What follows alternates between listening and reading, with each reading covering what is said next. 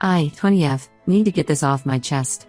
My parents, 50F, 51M, have been treating me differently ever since I moved out a year ago, and watching them exclude me while favoring my sister is really starting to affect me. I have a younger sister, Amy, 12F, who still lives at home, and the way they treat us differently has become impossible to ignore. Let me give you some background about our family. Growing up, we were always close-knit, or at least I thought we were. Dad works as an architect at a successful firm he helped build, and Mom's a hospital administrator. They make good money, well over $200,000 combined annually. We never struggled financially, and they always made sure we had everything we needed and more. I was always the responsible one growing up. I got good grades, never caused trouble, and started working part-time jobs as soon as I turned 16. My parents seemed proud of my independence back then. They'd brag to their friends about how mature and responsible I was.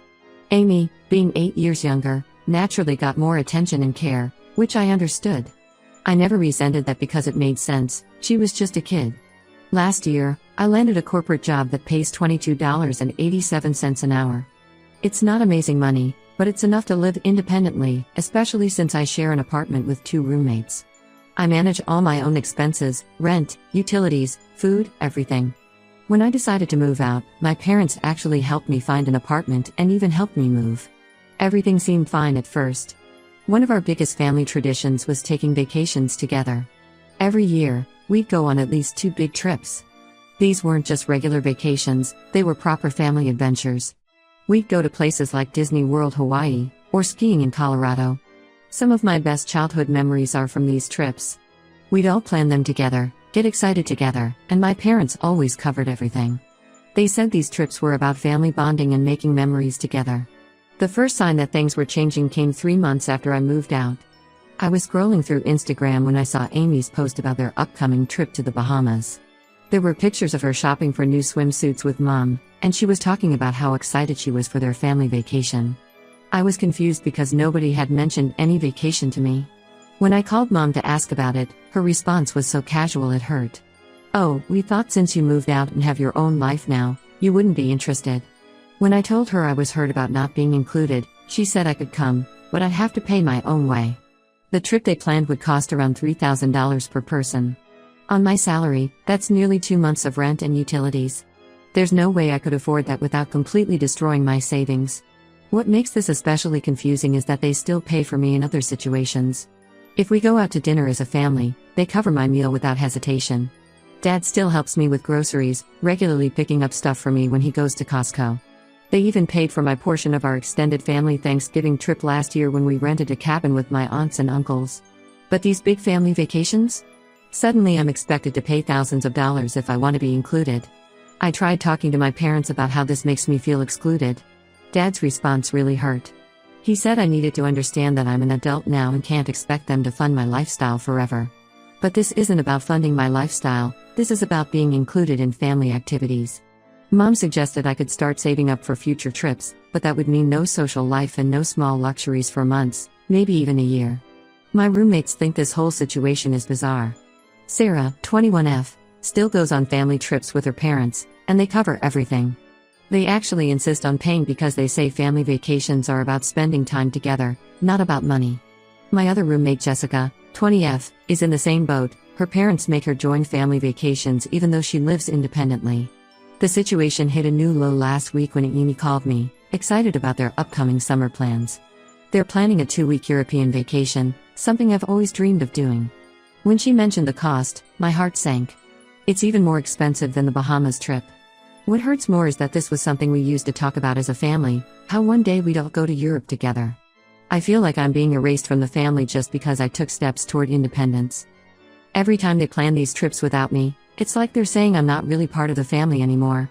The photos they post, the stories they share, it's all about their family adventures, but apparently, I'm no longer part of that family. I've tried explaining to them how much this hurts me, but they just don't seem to get it. Or maybe they do get it and just don't care. Dad keeps saying I'm being dramatic and that this is just part of growing up. Mom suggests I should focus on building my own life instead of worrying about family vacations.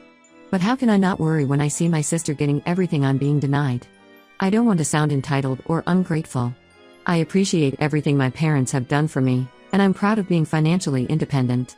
But this selective exclusion from family vacations while still being included in everything else feels calculated and hurtful. Am I overreacting? Is this normal parent behavior when kids move out?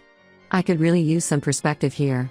Update 1 first, I want to thank everyone who responded to my original post.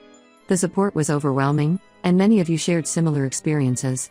A lot has happened since then, and what I discovered makes this whole situation even more twisted than I initially thought. Last weekend, I went to my parents' house to pick up some old winter clothes I'd stored in my old closet. I'd been putting this off because being in that house just reminded me of how things had changed. Mom and Dad were out with Amy at her soccer practice, so I had the house to myself. While going through my old closet, I found an envelope that had fallen behind some boxes. It was one of those old photo envelopes from when people still printed pictures. Inside were photos from our family vacations when I was in high school, pictures of us at beach resorts, theme parks, and ski lodges. But mixed in with these photos were something else, a stack of old vacation receipts that Mom had kept. At first, I didn't think much of them. Mom always kept receipts from big expenses. But as I looked closer, something caught my eye. The total cost for these trips were nowhere near what they claimed current trips cost. They told me the Bahamas trip would cost $3,000 per person, but looking at these receipts from similar trips we took just 3 years ago, the cost per person never exceeded $1,500. I started digging deeper. I found receipts for hotel stays, flight bookings, activity packages, everything. Even accounting for inflation, the numbers didn't add up. I took photos of all the receipts with my phone, knowing I'd need proof when I confronted them. When my parents got home with Amy, I decided to talk to Mom alone. I showed her the receipts and asked her to explain the huge price difference. Her reaction told me everything I needed to know. First, she got defensive, saying travel costs had increased dramatically. When I pointed out these receipts were from just a few years ago, she changed her story, claiming they were staying at better hotels now and doing more expensive activities. That's when Amy walked in and unknowingly blew up their lies. She was excited about the Bahamas trip and mentioned they were staying at the Coral Cove Resort, the exact same place we stayed at 3 years ago. The same resort that, according to the receipts I found, cost less than half of what they told me. Mom's face went pale. She tried to usher Amy out of the room, but I'd had enough. I demanded the truth. After some back and forth, she finally broke down and admitted they had inflated the trip costs when telling me the price. Their reasoning? They thought if they made it seem impossibly expensive, I wouldn't even try to come. But there was more to the story. Mom revealed that shortly after I moved out, Amy started seeing a therapist for anxiety. The therapist suggested more exclusive parent time would help her adjust to being an only child at home. Instead of being honest about this, they created this elaborate lie about trip costs to keep me away. Dad got home from running errands and joined the conversation. He tried to justify their actions, saying they didn't want to hurt my feelings by telling me they needed alone time with Amy. He thought making it about money would be easier for me to accept. The irony of how much more their lies hurt didn't seem to register with him. The worst part came later when I talked to Amy privately. She told me she'd been asking about me coming on the trips all along. Our parents had been telling her that I was too busy with my new life and didn't want to come. They made me look like I was abandoning the family while simultaneously working to keep me away. My roommates were even more outraged than before when I told them what I discovered. Sarah's parents, who'd heard about the situation, were especially appalled. They invited me to join their family trip to Florida next month, insisting on covering all costs. The contrast between how different families handle adult children is stark and painful. This isn't just about being excluded anymore. It's about deliberate deception and manipulation. They didn't just leave me out, they actively worked to keep me away while making it look like my choice. They lied to me about the costs, lied to Amy about my willingness to come, and created this whole false narrative about me choosing to distance myself from the family. I spent the last 2 weeks feeling guilty about wanting to be included, questioning if I was being entitled or immature. Now I'm just angry. The fact that they went to such lengths to exclude me while pretending it was my choice shows this isn't about money or growing up, it's about something much deeper and more hurtful. Update 2. After my last update, things spiraled in a way I never expected. What started as a vacation issue has revealed a much deeper pattern of deception in my family. A few days ago, my Aunt Lisa, Mom's sister, called me. She was upset and needed to talk about something that happened at our recent family gathering, one I couldn't attend because of work commitments. Apparently, during dinner, the conversation turned to family relationships, and my parents started sharing their version of why I moved out. According to Aunt Lisa, they painted this picture of me as a rebellious daughter who couldn't wait to get away from family. They told everyone I moved out against their wishes, that I was difficult to deal with, and that I wanted nothing to do with family activities. They even suggested that my job was just an excuse to distance myself from them. The reality? When I got my job offer, my parents helped me apartment hunt. Dad even built shelves in my new place. Mom helped me pick out furniture and gave me her old cooking supplies. They seemed proud and supportive then. But now they're completely rewriting history to make themselves look like victims of an ungrateful daughter. What really stunned me was what Aunt Lisa revealed next. She asked if I'd started using my trust fund money yet. I had no idea what she was talking about. Turns out my grandparents had set up trust funds for both me and Amy when we were born. Each fund was meant to help with either college expenses or starting adult life. I was supposed to have access to mine when I turned 18. I'd never heard about this money. Meanwhile, they've been openly discussing Amy's portion at family gatherings, planning how to use it for her future college expenses. When I called my grandparents to ask about this, they were shocked I didn't know. The trust fund contains a significant amount, enough to have made my transition to independent living much easier. When I confronted my parents about hiding this from me, their excuses were infuriating. Mom claimed they were protecting me because I wasn't mature enough to handle money. Dad said they were waiting for the right time to tell me. But here's the kicker, I discovered they've been using my portion of the trust fund to help pay for these elaborate vacations with Amy. They justified it by saying since I moved out and was doing well on my own, the money would be better spent on family activities. When I pointed out that these were activities I was deliberately excluded from, Mom actually said they thought I wouldn't mind since I chose independence over family. My grandparents are livid. They've already contacted their lawyer about the misuse of the trust fund. It's technically illegal for my parents to use that money for anything other than my direct benefit. Now they're scrambling, trying to justify their actions to everyone in the family. Amy overheard one of our arguments about this and was devastated.